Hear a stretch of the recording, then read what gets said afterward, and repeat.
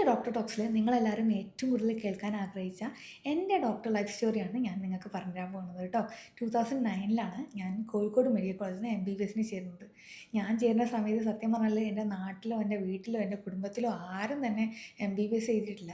200 താഴെ റാങ്ക് വാങ്ങിയാൽ മാത്രമേ കോഴിക്കോട് മെഡിക്കൽ കോളേജിൽ അഡ്മിഷൻ കിട്ടൂ, എൻ്റെ വീടിനടുത്തുള്ള ഒരു കോളേജായതുകൊണ്ട് ഈസിലി പോയി വരാമല്ലോ എന്ന് മാത്രമേ എനിക്കന്ന് അറിയണ്ടായിരുന്നുള്ളൂ. പക്ഷേ പടച്ചോൻ്റെ എന്തോ ഒരു ഭാഗ്യം കൊണ്ട് അന്ന് 86ാമത്തെ റാങ്ക് കിട്ടി, കോഴിക്കോട് മെഡിക്കൽ കോളേജിൽ കിട്ടി. കയറി കഴിഞ്ഞപ്പോഴാണ് എനിക്ക് മനസ്സിലായത് ഞാൻ കേരളത്തിലെ ലാർജസ്റ്റ് മെഡിക്കൽ കോളേജല്ല, ഇന്ത്യയിലെ ലാർജസ്റ്റ് മെഡിക്കൽ കോളേജിലാണ് പഠിക്കുന്നതെന്ന്.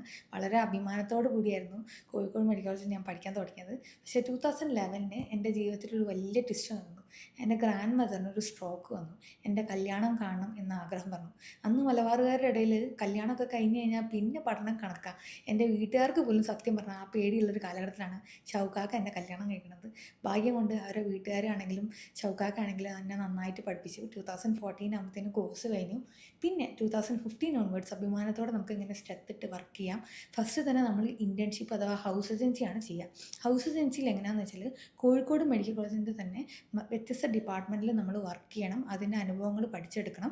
അപ്പം അതിലൊരു 10% നമ്മൾ പുറത്തുള്ള പ്രൈമറി ഹെൽത്ത് സെൻറ്റർ എന്ന് പറയും, അതിൽ വർക്ക് ചെയ്യണം. അപ്പോൾ എനിക്ക് കിട്ടിയ റോട്ട പ്രകാരം എനിക്ക് ഫസ്റ്റ് പോസ്റ്റിംഗ് തന്നെ ഔട്ട്സൈഡുള്ള ഒരു പ്രൈമറി ഹെൽത്ത് സെൻറ്ററിലായിരുന്നു.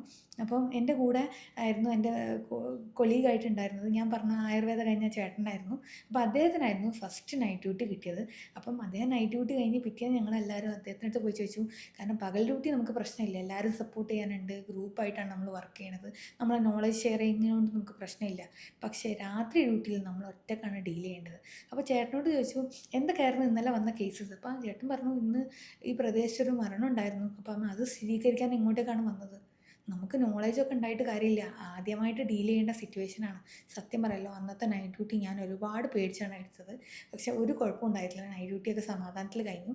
പക്ഷേ ഒരു ഒരു ദിവസം ഞാൻ വീട്ടിൽ ലീവിലിരിക്കുന്ന സമയത്ത് എൻ്റെ ഹസ്ബൻഡിൻ്റെ ഉപ്പ വന്നിട്ട് എൻ്റെ അടുത്ത് പറഞ്ഞു, ഈ പ്രദേശത്തൊരു പ്രായമായ 98 വയസ്സായ അമ്മച്ചി മരിച്ചിട്ടുണ്ട്, അവരുടെ ഡെത്ത് കൺഫർമേഷൻ നിനക്ക് പോകാൻ പറ്റുമെന്ന്.